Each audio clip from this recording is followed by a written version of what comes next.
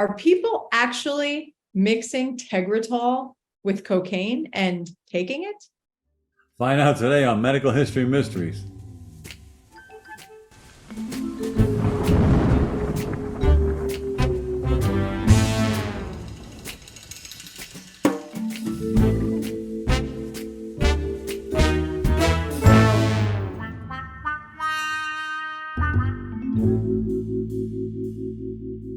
Welcome to Medical History Mysteries, everybody. I cannot believe we're having this conversation, but as I promised last week, we're talking about cocktails. So the cocktail of the week, cocaine and Tegretol. What's up with that?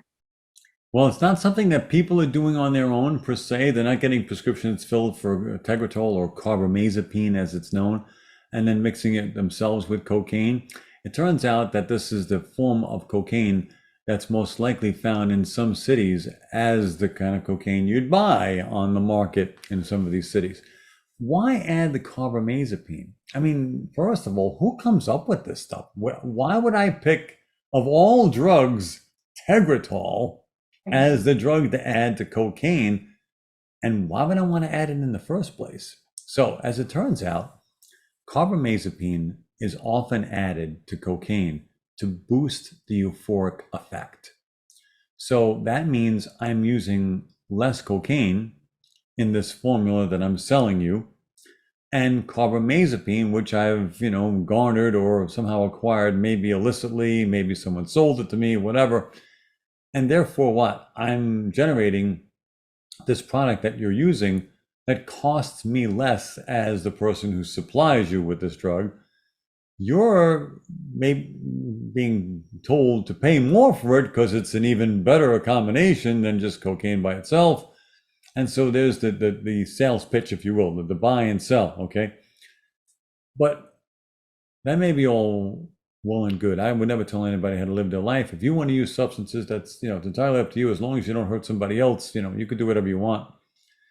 But keep in mind that carbamazepine is an anticonvulsant. It's a drug used to treat epilepsy. And if you learned anything in pharmacology way back when, you learned that drugs that are used to treat epilepsy, much like drugs that are used to treat arrhythmia, in the wrong dose can cause seizures and arrhythmia, again, respectively. So if I've got a patient who uses cocaine, I know, number one, I'm stimulating brain activity. That could increase the risk of seizures in people who are predisposed. Now I'm adding another drug, carbamazepine, and no one's telling me exactly how many milligrams of carbamazepine are mixed in this cocaine combination. It's not listed on the label. There is no label. So I don't know how much carbamazepine's in this sample. I'm going to use that too. Okay, that's another drug that increases my risk for seizures. Okay? Cocaine does it on its own. Add the carbamazepine, that increases the risk as well. And then I go to see my dentist or hygienist, and they're going to give me local anesthetics. And local anesthetics decrease seizure threshold and can increase my risk of seizure as well. And then maybe I'm taking another drug, and there's plenty of other drugs that I can take for other conditions. For example, SSRIs. That may also increase my risk of seizure. And you know what this means, Pam, because we've talked about it before. It's stacking one drug on top of another with all the same adverse effect means what? You really increase the risk of that adverse effect.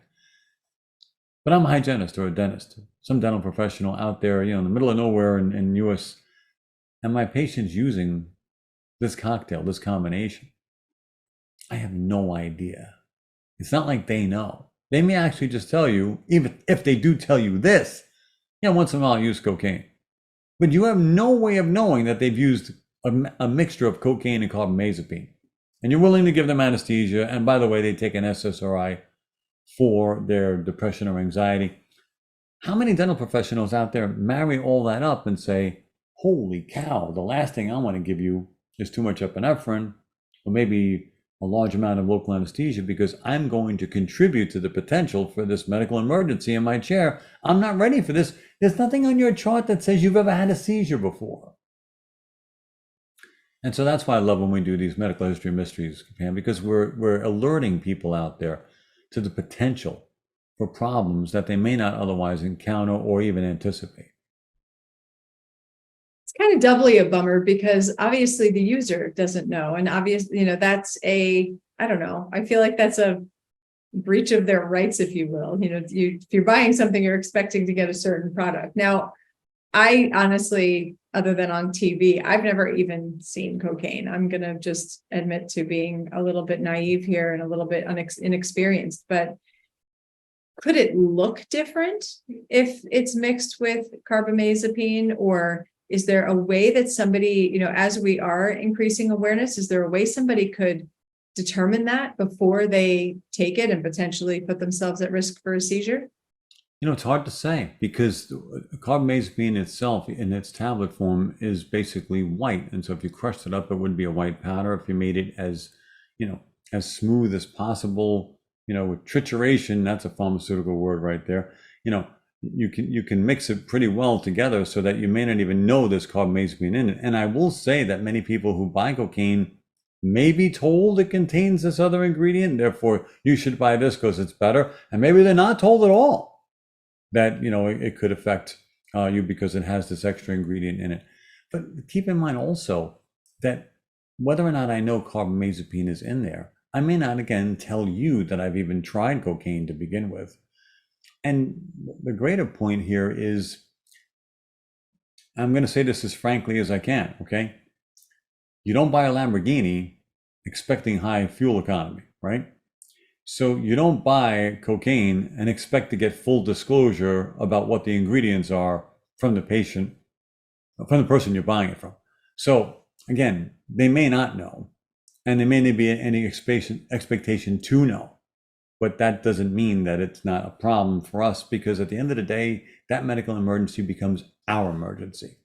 And yes, the person certainly is involved and certainly is at risk, but that increases our risk as well. Again, 1,000 times over, we want to deliver not just good medical care and good dental care. We want to deliver good, safe medical and dental care.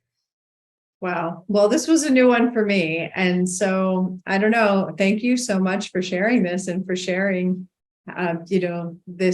this new cocktail that's out there. I honestly had never heard of it. So this was new for me. Well, thank you so much, guys. Look forward to seeing you all again next time. Thank you. See you all next week. Stay safe out there. Bye. Bye, everybody.